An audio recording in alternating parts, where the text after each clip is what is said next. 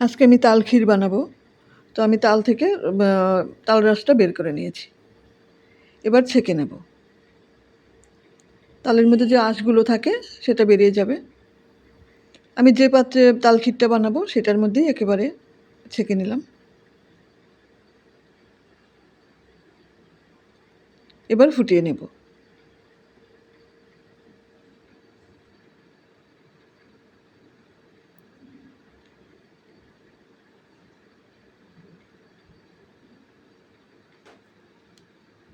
বেশ খানিকক্ষণ ফুটিয়ে নিয়েছি।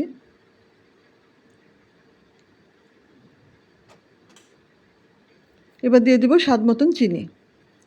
মিষ্টিটা যে যেরকম ভালোবাসো সেরকমই দেবে, কম বেশি। চিনি দিয়ে বেশ খানিকক্ষণ ফুটালাম। এবার দিয়ে দিলাম হাফ বাটি দুধ। আমি 1 বাটি দুধ জাল দিয়ে হাফ বাটি করে নিয়েছি।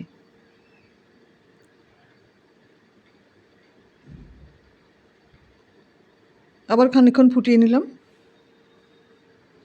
অনেকটাই ঘন হয়ে গেছে। এই সময় আমি দিয়ে দিলাম কিশমিশ।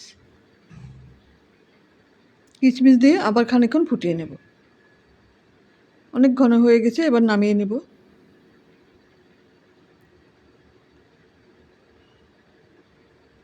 এবার সার্ভ করে দেব।